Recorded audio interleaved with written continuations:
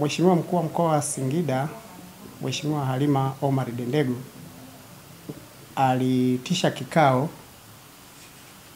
juzi kwa lengo la kukutana na makampuni matatu ya ununuzi wa tumbaku. Makampuni hayo ni Magefa, Bayexen pamoja na Farmers Rock, ambayo yanadaiwa malipo ya tumbaku ambayo wamechukua kutoka kwa wakulima kwenye msimu huu wa 24-25. Msimu wa ununuzi wa tumbaku ulianza mwezi Mei 2025 mpaka mwezi Agosti 2025. Lakini makampuni haya tangia wakati ule yalipochukua tumbaku za wakulima hayajakamilisha malipo, na kumekuwa na jitihada kadhaa ambazo zilimefanyika.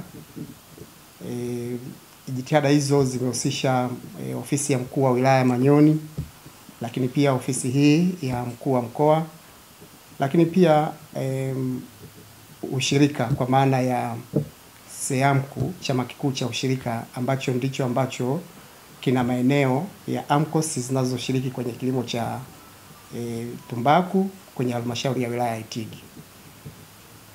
Sasa kutokana na kikao kile ambacho Mheshimiwa Mkuu wa Mkoa alikiitisha na ambacho kimsingi aliwaita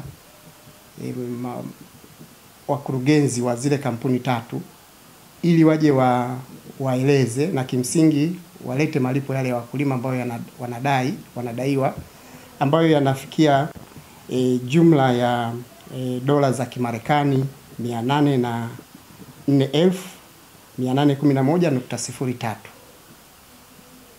yaani dola 804,811.03 dola za Kimarekani. Hayo ndio madai ya jumla ambayo makampuni hayo matatu yanadaiwa.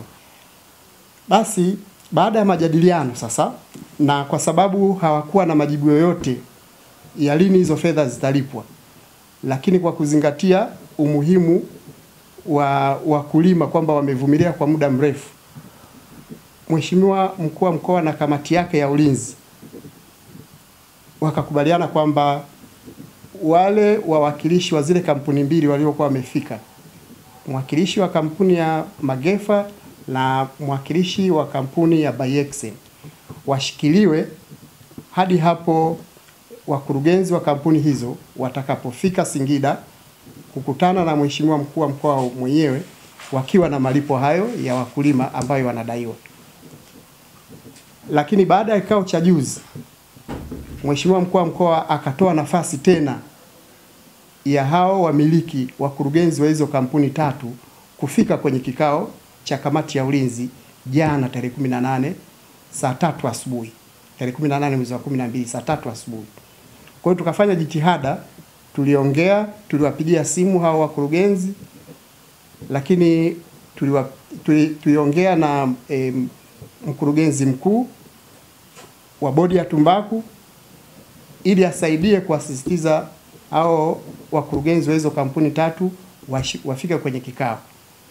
Lakini jana kwenye kikao hawakufika pia. Bado tulikuwa na hao wawakilishi wawili wa makampuni hayo ya Magefa na Bayexen pekee. Yule wa Farmers Rock aliendelea kukaidi wito wa Mheshimiwa Mkuu wa Mkoa, na tuliendelea kuwasiliana nao kuwataka sasa watume malipo ya wakulima ambao wanadaiwa. Lakini jitihada ambazo zilifanywa na Mheshimiwa Mkuu wa Mkoa hazikuwa na mafanikio kwa maana ya kupata malipo hayo yanayodaiwa ya wakulima kutoka kwenye hayo makampuni matatu.